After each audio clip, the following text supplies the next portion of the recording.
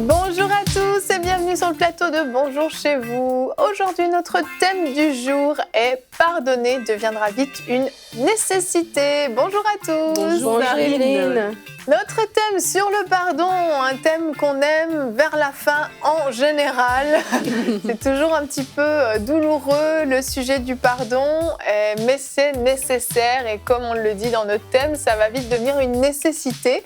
Et donc on va en parler aujourd'hui. Et Anne, tu vas nous présenter une belle rubrique flashback aujourd'hui. Ouais. Je vais vous parler d'une et plutôt de deux femmes exceptionnelles.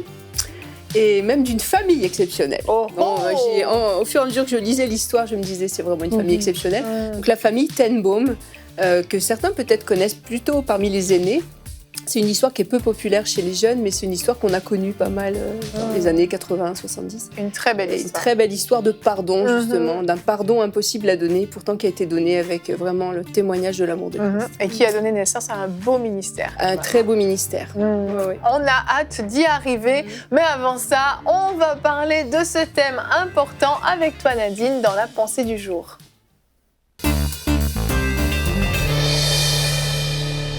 Alors aujourd'hui, le titre de ma pensée est « Le pardon me fait du bien ». Et vous remarquerez que dans mon titre, je dis « Le pardon me fait du bien » parce que oui, vous qui pardonnez êtes le premier récipiendaire des bienfaits du pardon. Le pardon, oui, va faire du bien à votre entourage, évidemment, mais avant tout, le pardon vous fait du bien à vous-même. Et voyez-vous, dans la vie de tous les jours, il y a plusieurs situations où est-ce qu'on peut être appelé à être offensé. Les gens nous offensent. Si on doit prendre le temps de s'arrêter sur chaque comportement, sur chaque mot, sur chaque attitude, on verra que plusieurs occasions, des gens peuvent nous blesser. Et la plupart du temps, les gens qui nous offusquent le plus, qui nous offensent le plus, ce sont nos proches. C'est nos membres de famille, nos frères, nos sœurs, nos parents, les gens dans l'église, les gens avec qu'on côtoie de façon régulière, de façon avec beaucoup de proximité. Et si on ne pardonne pas, évidemment, il y a l'amertume qui se met au fond du cœur. Parce qu'en fait, ce qui arrive, c'est que quand on fréquente quelqu'un, étant donné qu'il est dans notre entourage proche, étant donné qu'il est avec nous tout le temps, quand on n'a pas pardonné, bien évidemment, on garde ça dans le cœur, mais on doit continuer à fréquenter la personne. On doit continuer à lui parler, on doit continuer à le voir à l'église. Ou si c'est nos parents, on doit continuer à être avec eux. Et donc, on garde ces non-pardons qui sont enterrés. Et plus qu'on en accumule, bien plus qu'on a de l'amertume dans le cœur. Et vous allez vous rendre compte qu'il y a beaucoup de gens qui ont à cause des non-pardons, ont de l'amertume et ont des relations très, très difficiles avec les gens autour d'eux. Mais vraiment, je vais vous encourager à pardonner aujourd'hui. Je vais vous encourager à vous libérer vous-même, à vous faire du bien en pardonnant. La Bible nous dit, dans Hébreux 12, au verset 15, « Veillez à ce que nul ne se prive de la grâce de Dieu, à ce qu'aucune racine d'amertume, poussant des rejetons, ne produise du trouble et que plusieurs n'en soient affectés. » Vraiment, cette parole m'a beaucoup bouleversée la première fois que je l'ai entendue parce qu'elle dit qu'on se prive de la grâce de Dieu quand on ne pardonne pas, quand on laisse l'amertume dans notre cœur. Et vraiment, il y a trois trucs principaux que je pourrais dire que le manque de pardon fait dans nos vies. La première des choses, c'est que le manque de pardon, avec le temps, magnifie l'offense et la rend plus grand que nature. Vous allez remarquer que si vous ne pardonnez pas, avec le temps, la chose qui vous a été dit, peut-être ça a commencé comme un petit grain, ça a commencé comme une petite parole, ça a commencé comme un petit geste. Mais à force de ne pas pardonner cette chose, elle est magnifiée et à un moment donné, c'est comme si elle devient une grande montagne insurmontable. La deuxième des choses que l'amertume fait, par exemple, dans le cœur, c'est qu'elle nous piège dans un cycle perpétuel. On repense à la situation constamment, on repense à la personne constamment. Donc, même si la personne n'est plus là, même si la situation est passée, l'emprise de cette situation demeure sur nous. L'état émotionnel qu'on rattache à cette situation demeure sur nous. La charge émotionnelle qui est attachée à cette situation demeure sur nous. Et nos comportements sont maintenant guidés par cette offense. Cette offense qui est déjà passée dicte les comportements présents. Pourquoi? Parce qu'on n'a pas pardonné. Et la troisième des choses qu'on fait quand on manque de pardon, c'est qu'on devient prisonnier de ce domaine à cause de cette situation. Exemple, vous avez une relation qui n'a pas bien donné, la relation n'a pas abouti, Et là, vous avez, à cause de ce manque de pardon, ben, vous dites, je ne ferai plus confiance à quelqu'un. Parce que quelqu'un m'a blessé auparavant. Mais ça, c'était une situation à part. Mais parce qu'il n'y a pas eu de manque de pardon, on met tout dans le même panier. Et vraiment, je veux vous encourager aujourd'hui à vous libérer par cela, à pardonner, parce que le pardon va vous faire du bien. Parce que ne pas marcher avec un cœur amer va vous faire du bien. Ça va vous faire évoluer. Parce que si vous ne pardonnez pas quelqu'un, ben vous restez... Vraiment, l'emprise de cette situation demeure sur vous et vous n'évoluez pas. Vraiment, aujourd'hui, je vous encourage à pardonner. Merci beaucoup Nadine. On en a déjà parlé du pardon sur ce plateau et on en reparle encore et on en reparlera encore parce que c'est toujours aussi important et c'est toujours aussi difficile pour certaines personnes à lâcher le morceau entre guillemets. Donc c'est vrai qu'on peut vivre des choses qui paraissent tout à fait justifiées, de dire bah non, pour certains pardonner c'est comme effacer la faute de la personne, dire que finalement il n'est pas coupable, que rien n'a été fait, on met ça dans les oubliettes et puis ma souffrance on s'en soucie plus. Donc les gens choisissent de garder leur pardon se disant que finalement ça va faire souffrir l'autre. Et comme tu l'as dit dans ta pensée, même le titre de ta pensée, le pardon nous fait du bien premièrement à nous. C'est ça. Et c'est tellement important de comprendre ça. Notre verset du jour qui est dans Matthieu 6,14 dit « Si vous pardonnez aux hommes leurs offenses, votre Père Céleste vous pardonnera aussi. » Donc on voit là aussi un bénéfice direct du pardon qu'on accorde aux autres et qu'on reçoit nous-mêmes en retour. Donc juste pour ça, même si c'était que pour ça, combien c'est important de vouloir et de décider d'accorder le pardon aux autres. Mais Nadine, pourquoi c'est si important de pardonner? Qu'est-ce qu'il y a d'autre comme raisons qui font qu'on doit pardonner? Plusieurs raisons. La première des choses que je crois dire, c'est que quand on pardonne, c'est important de pardonner parce qu'il faut qu'on se rende compte que nous aussi, nous sommes faillibles. Nous aussi, nous avons mal fait. Nous aussi, il y a eu des moments où est-ce qu'on n'a pas eu les bons mots, on n'a pas eu la bonne attitude. Et de ne pas être cette personne qui est tellement, qui a un jugement très dur face aux faiblesses des autres, mais qui s'octroie à lui toutes sortes de largesses. C'est Jésus qui dit que comment tu peux dire à ton frère que tu veux ôter la paille dans son œil alors que tu as une poutre dans ton œil. Tu es hypocrite, tu dois premièrement ôter la poutre dans ton œil. Et je crois qu'il y a plusieurs situations. Oui, il y a des choses extrêmes, graves, mais la plupart des cas de non-pardon, c'est dans des attitudes, c'est dans des gestes. Et si on se rend compte que, ah ben tiens, moi aussi, ça m'est arrivé aussi de peut-être pour cette personne-là, j'ai pas bien agi ou j'ai pas bien parlé. Si Dieu devait mettre à la lumière toutes mes pensées ou toutes mes actions, j'aurais aussi de quoi rougir. Ouais. Alors quand tu te rends compte que toi aussi, tu es un humain, et donc je crois que ça permet de relativiser pour pardonner les autres.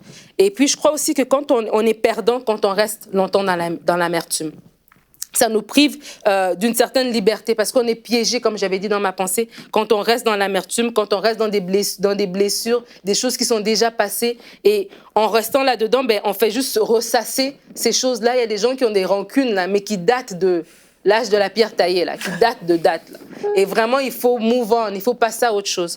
Et aussi, je crois que quand on pardonne rapidement, on est en mesure des fois de récupérer des relations qu'on aurait perdu en fait. Il y a des relations qui sont précieuses et qui doivent être restaurées, qu'on doit garder. Je pense à des membres de famille, je pense à des frères, des sœurs, même dans un mariage ou même une amitié. Peut-être la personne elle n'a pas bien agi ou elle a manqué de tact ou elle a dit quelque chose qui t'a pas plu. Mais au lieu de la pardonner, de garder la rancune et de séparer cette relation, quand on pardonne, on peut restaurer cette relation. Et il y a des familles où est-ce que les frères et sœurs, ils se parlent qu'à Noël ou au jour de l'an. Ils sont des relations superficielles à des parents avec leurs enfants qui ont des relations superficielles, des familles de façade. Pourquoi? Parce qu'il y a eu des manques de pardon. C'est vrai. Moi, je connaissais une dame, j'étais petite et ça m'avait vraiment marquée. Et elle me semblait très vieille. À l'époque, elle était peut-être pas si vieille que ça, mais elle me semblait très, très vieille. Et on avait parlé des Allemands. Et puis, je sais pas, j'avais parlé des Allemands.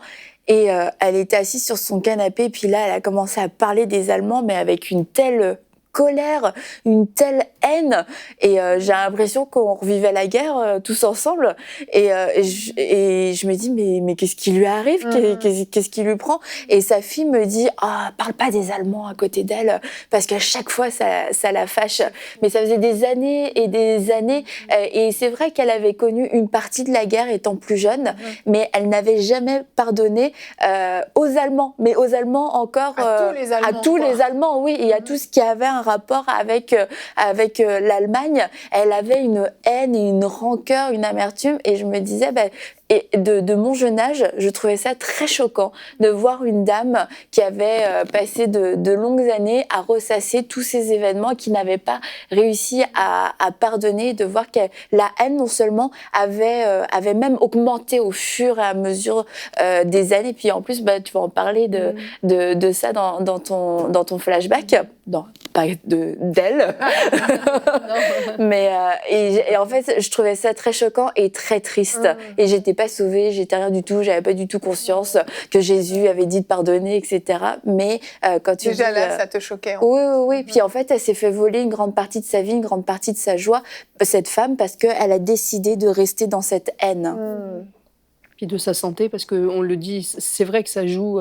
Le pardon nous fait du bien, hein, tu disais, mais le non-pardon nous fait beaucoup de mal. Ah oui. Et même c'est prouvé maintenant, hein, physiologiquement, on a des gros troubles de santé à cause du non-pardon. Hein. Ça vient s'enquister dans notre corps, et puis on développe même des maladies c'est fou, à cause du non-pardon. Il y a des gens qui tombent malades et peut-être qui se privent. Tu disais cette dame, moi je connais une voisine pareil, elle était dans une ferme pendant la guerre. Les Allemands avaient débarqué et ils avaient tué son père et tous ses frères. Et elle était restée seule avec sa mère. Et alors elle, les Allemands, c'est pareil, il fallait pas lui en parler. Et en fait, elle est morte très jeune, cette femme, peut-être à 70 ans, 68 ans, ce qui est jeune. Et je suis certaine que si elle avait réussi à se dégager de ce fardeau de haine, elle serait morte bien plus tard. C'est sûr, ça nous ronge de l'intérieur. Ça nous ronge de l'intérieur, le non-pardon. J'ai une citation aujourd'hui du pasteur Alberto Carbone, qu'on connaît bien à MCI, qui a dit « Pourquoi on ne pardonne pas ? Parce qu'on veut que la personne qui nous a fait souffrir souffre comme nous. On se fait juge de cette personne. Nous avons peur que si nous lui pardonnons, elle échappe à cette souffrance. Cela est humain. » Autrement dit, cela est charnel. Cela est humain, c'est une jolie façon de dire. Mais c'est vrai que c'est un vrai danger de se faire juge de la personne quand on refuse de pardonner.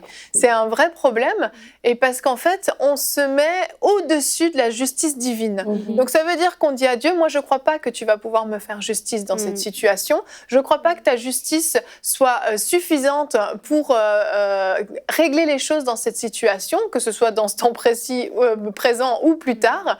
Et donc en fait, on dit, moi je vais exercer un jugement en gardant cette amertume dans mon cœur pour que cette personne soit sous une condamnation, parce que toi, Seigneur, peut-être que tu vas oublier finalement d'accomplir ton jugement. C'est un peu ça, hein, c'est un peu tiré par les cheveux ce que je dis, mais finalement, c'est ce que ça... Fais-tu bien de t'irriter, Jonas? Voilà, exactement. On devrait poser la question à Jonas, tiens.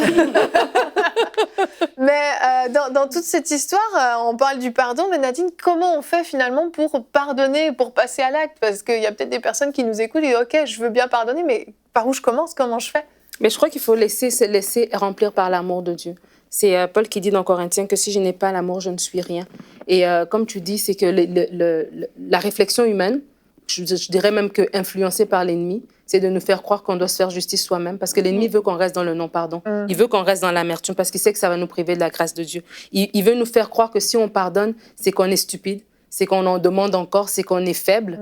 Mais c'est que la personne qui est forte, c'est celle-là qui pardonne. Et c'est vraiment important de se laisser remplir par l'amour de Dieu pour passer par-dessus certaines choses. Parce qu'il y a des choses, tu peux comprendre l'importance de pardonner intellectuellement. Tu le comprends que oui, Dieu demande que si vous pardonnez, je vous pardonnerai. Tu comprends tout ça. Mais la force, tu ne l'as pas. Mais c'est l'amour qui va remplir dans ton cœur, qui va te faire même voir la personne qui t'a offensé comme aussi étant une personne qui est blessée, comme étant une personne qui souffre, qui va te faire voir que peut-être la guerre qu'il y a eu, moi par exemple, mon pays natal, c'est le Congo, il y a de la guerre, il y a des personnes que leurs familles sont massacrées, mais te faire comprendre que il y a la main de l'ennemi derrière tout ça. La personne, oui, c'est peut-être elle vient d'un certain groupe ethnique, mais c'est pas tous les gens de ce groupe ethnique-là qui sont mauvais. Ouais. Donc, c'est vraiment c'est l'amour de Dieu qui va faire le travail en nous. Et la deuxième chose, je crois qu'il faut nourrir ses pensées de bienveillance. Et ce que je veux dire par là, c'est que quand quelqu'un nous a blessés, là, je parle pas des guerres et puis des viols, des choses vraiment graves, je parle de la vie de tous les jours. Quand quelqu'un nous a blessés, on repense à ça, on se nourrit de ça, et puis on met cette personne dans cette boîte-là, et on attribue d'autres choses dans notre vie par rapport à l'événement avec cette personne-là. Donc, exemple, ton père n'a pas pu prendre soin de toi, il n'a pas payé tes études, ben aujourd'hui, si je vais nulle part dans la vie, c'est parce que mon père n'avait pas fait. ta meilleure amie t'a trahi, ben aujourd'hui, si je suis malheureuse, c'est parce que ma meilleure amie m'a trahi. Tu n'avances pas au travail, ton boss, ton employeur ne t'aime pas ou tes collègues te bloquent, ben je peux rien faire si je prospère pas, c'est à cause d'eux.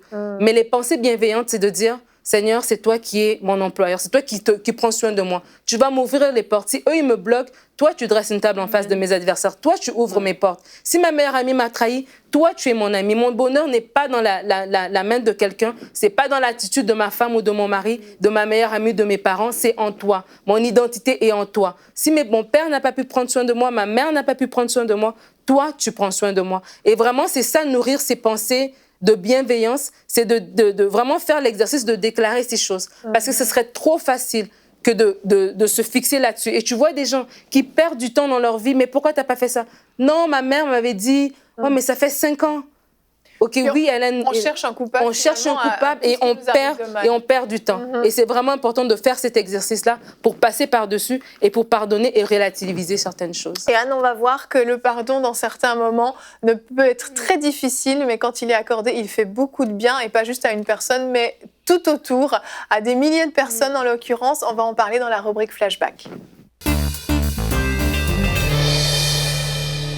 Donc Anne, aujourd'hui, comme tu nous l'as dit en introduction, tu vas nous parler de Corrie ten Boom et de toute sa famille. Ten Boom, il faut le prononcer. Ten Boom. C'est pas boom comme une explosion. Non, c'est pas boom, c'est boom. C'est boom parce que ce sont des Hollandais, c'est ça? Des Hollandais, exactement. Oui, je vais vous raconter en fait Corrie et Betsy, sa grande sœur Betsy. On connaît beaucoup plus Corrie, hein. Il y a beaucoup de gens qui ont lu sa biographie. Et l'épisode que je vais vous raconter commence en 1940, quand la guerre va éclater, la Seconde Guerre mondiale. Et Corrie et sa sœur habitent dans une ville qui s'appelle Haarlem, au nord de la Hollande. Et elles habitent là au mois de mai 1940, quand les Allemands passent la frontière et envahissent la Hollande. Et elles sont filles d'horlogers. Leur papa est horloger, leur grand-père était horloger, leur arrière-grand-père était horloger. C'est une famille d'horlogers réputés à Haarlem. Donc là, on voit la famille ten Boom avec papa, maman et les 4 enfants. Corrie, c'est celle qui est à droite. Et Betsy, ça doit être celle de gauche complètement. Voilà. Et donc la maman est morte avant la Deuxième Guerre mondiale. Donc à partir du moment où... dans mon histoire, il n'y a plus la maman. D'accord. Voilà. On va voir aussi les parents de Corrie. Donc c'est une famille qui est très pieuse, c'est une famille luthérienne, très très pieuse, qui a mis vraiment Jésus au centre de sa vie familiale et qui, tous les matins à 8h30, dans la boutique de l'horloger, tiennent une étude biblique et temps de prière pour tous ceux qui veulent, la famille, les apprentis, les employés, les voisins, pour tous ceux qui veulent. C'est des gens qui sont très impliqués aussi dans la vie communautaire. Corrie fait une classe d'études bibliques pour les petites filles trisomiques. Ah oui. Donc toutes les semaines, elle les réunit, puis elle leur parle de Jésus, elle prie avec. Donc c'est des gens qui sont bien connus, réputés et honorés dans Haarlem. Et juste avant l'invasion allemande, le frère Wilhelm, qu'on a vu tout à l'heure, le seul fils de la famille, il avait commencé déjà à organiser un refuge pour les Juifs parce qu'il avait étudié en Allemagne, il avait vu que ça commençait à sentir le roussi, il avait vraiment vu l'ambiance se transformer et il avait fait un refuge pour les Juifs. Donc avant même que les Allemands envahissent, il y avait déjà un afflux de gens qui venaient d'Allemagne, des Juifs, qui venaient de plus en plus nombreux pour se réfugier en Hollande et pour fuir le nazisme. Et quand les nazis ont envahi la Hollande en mai 40, Wilhelm était déjà bien impliqué dans la protection des Juifs. Et les 2 sœurs ten Boom, donc celles dont je vous parle aujourd'hui, Corrie et Betsy, ont commencé déjà par connaissance, elles connaissaient la moitié de Haarlem, elles connaissaient quasiment tout le monde, et elles ont commencé à faire passer un bébé juif en lieu sûr. Ensuite, ça a été un professeur d'université allemand. Ils ont réussi à le faire passer aussi. On va voir Corrie ten Boom jeune, là, si vous voulez, en régie, s'il vous plaît. Donc, elles ont commencé à faire passer des personnes, mais de manière un peu anarchique, sans vraiment organisation. Et quand leur frère a su ça, il a dit « Attention, là, vous touchez à quelque chose de très dangereux. Moi, j'ai des contacts avec des réseaux de résistance et on va vous aider à vous organiser. » Donc, quelqu'un est venu dans leur maison. C'est une grande maison. On va voir la photo, d'ailleurs. Je pense qu'on a la photo de la maison. Voilà, c'est une maison typique hollandaise, tout en hauteur. Donc il y a la boutique d'horlogerie, maintenant c'est le musée Tenboom. Donc c'était la boutique au rez-de-chaussée. Et au-dessus, il y avait quand même pas mal de place. Il y avait 11 pièces, Ah oui, 11 chambres en tout. quand même. Et donc elles avaient tout pour recueillir du monde. Alors quelqu'un est venu et a organisé dans la chambre la plus élevée un coin qui va s'appeler La Cachette, qui a donné le titre d'ailleurs au livre, hein, The Hiding Place. Donc cette fameuse cachette, donc des gens sont arrivés avec des briques cachées dans une grosse horloge. Ils sont arrivés avec de la peinture cachée dans des bouteilles de lait, tout pour camoufler qu'ils étaient en train de faire des travaux dans la maison. Et ils ont fait une cachette bien invisible, vraiment depuis la chambre du haut. Et ils ont commencé à chronométrer combien de temps il faudrait une fois qu'on a lancé l'alerte que quelqu'un arrive ou une descente de la Gestapo. Donc elles avaient calculé qu'une personne seule mettrait 47 secondes pour aller se mettre à l'abri. Et s'ils étaient en train de manger, le temps de tout ramasser, les assiettes, puis ça allait même dans les détails, changer la soupe de bol pour montrer qu'il n'y avait pas autant de soupe que ça. Ben oui. Tout le monde emporte son assiette, qu'on remet tout. Ils avaient donné 1 minute 15. Donc ils se sont entraînés. C'est comme les Jeux Olympiques pour arriver à faire tout ça en 1 minute 15. Ça devait être intense quand même, enfin, ils donnent de leur personne là, ils se mettent en danger volontairement. Ils se mettent en danger, puis d'ailleurs c'est ce qui s'est passé, c'est-à-dire que quelques temps après qu'ils aient commencé, enfin, ils en ont fait une bonne partie de la guerre quand même. Hein, ils ont passé plus d'une centaine de personnes par leur maison. Mais un jour, il y a un homme qui s'est présenté en disant « Ma femme, mon épouse est juive, elle vient d'être arrêtée. Est-ce que vous pourriez me prêter les 600 guildes qu'il me faut pour payer un policier qui va arranger l'affaire ?» En fait, c'était un piège. Et la Gestapo fait une descente et ils arrêtent le papa, les 2 filles et les 2 neveux, je crois, et puis 2 personnes qui se trouvaient là. En tout cas, ils étaient 6 personnes. Et au moment où ils les embarquent, l'officier allemand dit au père Tenboom alors c'est ça, vous êtes 6? Et lui répond non monsieur, nous sommes 7, Dieu est avec nous. Alors les femmes et les hommes sont séparés, donc c'est la dernière fois qu'elles vont voir leur père vivant. Il approchait les 80 ans d'ailleurs à cette époque-là, et il va d'ailleurs mourir 10 jours après en détention. Donc les femmes et les hommes sont mis en prison séparément. Corrie et sa sœur sont envoyées dans un premier camp à Groningen, je crois, et peu de temps après, elles sont transportées en train vers le camp de Ravensbrück. Et elles étaient séparées. Hein. Corrie est restée 3 mois en confinement absolu, donc elle voyait absolument personne, sauf la fille qui faisait passer les plats. Et justement, cette fille qui s'appelle Mine, qu'elle va retrouver ensuite au camp de Ravensbrück, c'était une codétenue, mais qui était chargée de passer la nourriture. Et elle faisait du trafic dans la prison. Tu pouvais obtenir pour tant et tant ce que tu voulais. Et elle lui propose de la soupe, du pain en plus de sa ration. Elle lui dit non, je voudrais une Bible. Donc Mine arrive à lui faire rentrer dans la prison une Bible. Et cette petite Bible, elle va faire un long chemin parce qu'elle va leur servir pendant tout leur périple triste vers Ravensbrück, le camp de concentration. Puis cette Bible va beaucoup servir à toucher beaucoup de monde, pourtant elle était vraiment petite. Donc elles sont déportées et là, sur le quai de gare, elles se retrouvent. Ça faisait plusieurs mois qu'elles ne s'étaient pas vues. Donc là, c'était un premier miracle. Elles arrivent à Ravensbrück ensemble. Et là, dans la file d'attente, elles voient que en fait, les gens qui font, entre guillemets, l'accueil, leur confisquent toutes leurs affaires et les font se déshabiller. Donc elles demandent à un soldat qui est là si elles peuvent aller aux toilettes. Il les envoie dans une pièce contiguë. Et là, elle cache la Bible dans un linge qu'elle cache il y a une pile de bancs moisis. Elle cache la Bible là. Elles reviennent ensuite pour donner leurs affaires qui restaient. Et après la douche, elles retournent rechercher la Bible. Et Corrie arrive à la cacher sous sa petite robe. Mais elle disait que c'était une petite robe en coton fin et qu'on la voyait, la Bible. Donc, elles subissent une première fouille. Et les soldats fouillent les femmes vraiment devant, derrière, sur les côtés. Et la fille devant est fouillée 3 fois. Sa sœur derrière est fouillée et elle, il l'oublie. Donc elle passe avec sa Bible, déjà le premier obstacle. Et elle avait passé aussi non seulement sa Bible, mais aussi une petite bouteille de médicaments parce que sa sœur était malade, elle toussait beaucoup. Donc elle arrive à passer les 2 trucs à la douane du camp. Ouais. Et là, ils arrivent à un deuxième poste de contrôle. Là, c'était des femmes capots, gardiennes, qui les fouillent encore, mais arrivée à elle, elle dit « Qu'est-ce que vous faites là? Vous ralentissez la file, dépêchez-vous » Et hop, elle passe encore avec sa Bible et sa fiole de petits médicaments. Wow. Donc là, Dieu était avec elle. Dieu était vraiment avec elle. Et d'ailleurs, Corrie a dit « Nous n'étions pas pauvres, nous venions d'expérimenter vraiment la puissance de Dieu dans la protection. » Alors c'était dur la vie à Ravensbrück, vous vous en doutez. Lever le matin à 4h du matin, 7 jours semaine, ils travaillaient très fort. Et ils avaient pour seule nourriture une demi-livre de pain et un demi-litre de soupe. Et puis c'était de la soupe très claire, immangeable. C'est de l'eau, quoi. C'est ça. Donc Corrie raconte qu'il y avait tellement de détresse et de souffrance dans ce lieu qu'elle a vraiment compris que c'était Dieu qui avait permis qu'elle soit envoyée là pour amener de la consolation et une exhortation à toutes ces pauvres femmes. Elles étaient là comme des lumières, Betsy et elle, au milieu des ténèbres. Et chaque soir, après une journée de travail, vous vous en doutez, harassante, elles se réunissaient dans le dortoir du fond, qui, bizarrement, n'était pas surveillé. Toutes les pièces étaient surveillées. La pièce centrale, elles étaient 400 dans le baraquement. La pièce centrale était surveillée. En tout, elles étaient, je crois, 36 000 sur tout le camp. Donc, c'était énorme. C'est une folie. Ouais. Et donc, elles étaient 400 dans leur petit baraquement. Et dans le dortoir du fond, il n'y avait jamais de garde. Puis vous allez comprendre pourquoi après. Et donc, elles lisaient la Bible, elles priaient, elles chantaient. Et chaque soir, le petit cercle grossissait. Et elles s'accrochaient à la parole de Dieu. Et surtout à Romains 8,35, qui dit « Qui nous séparera de l'amour de Christ ?» Serait-ce la détresse, l'angoisse, la persécution? Et Dieu sait qu'elles étaient dedans. Le dénuement, le danger.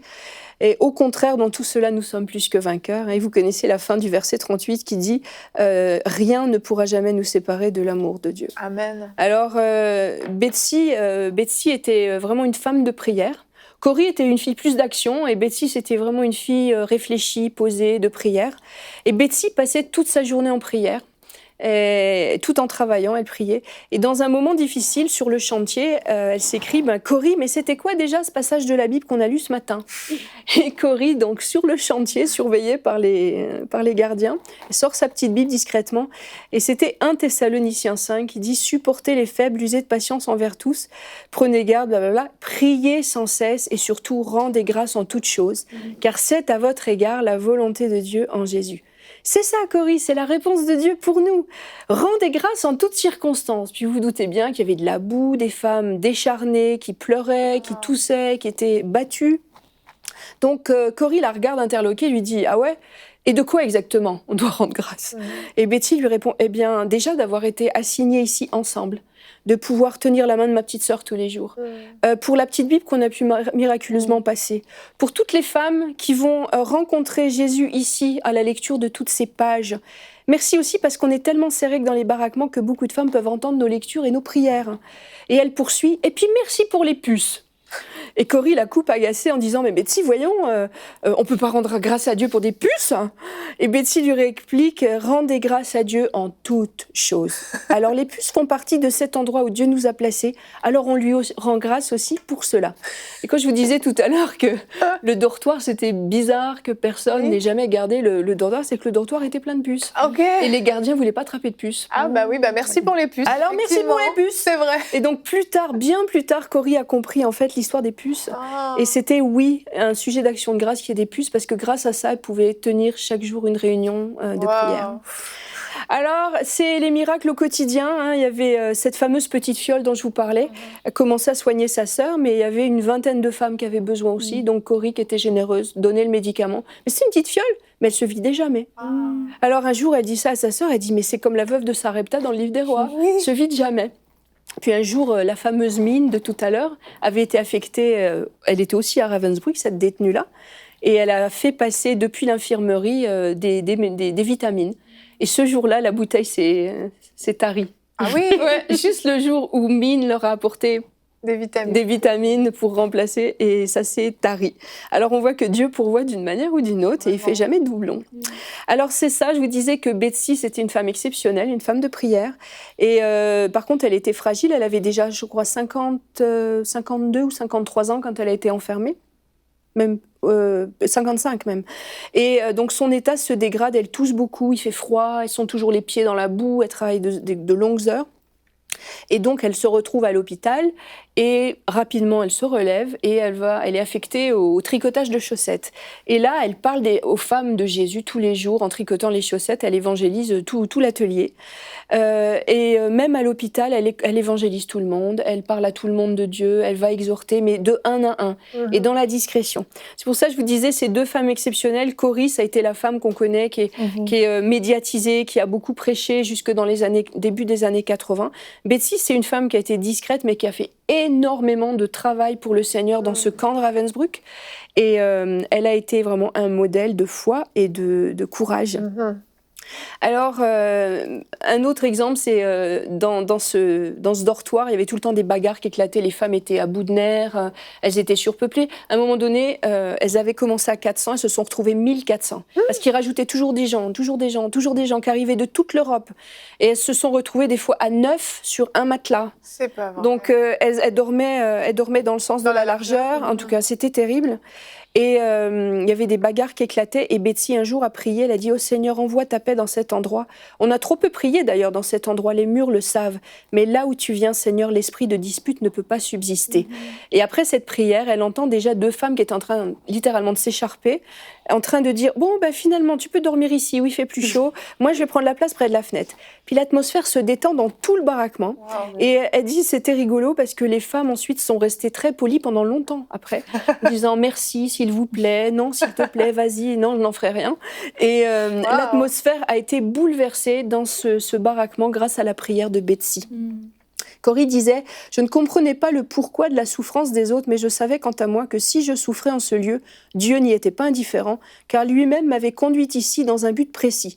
Je devais montrer le chemin à ceux qui allaient mourir. » Alors, Betsy et Corrie sont courageuses, elles tiennent le bout, mais finalement, Betsy, on arrive là en décembre 1944, elle meurt d'épuisement, elle a fait son travail, le Seigneur la reprend, elle a amené beaucoup de gens au Seigneur, elle est partie dans la paix, et Corrie est libérée 12 jours plus tard.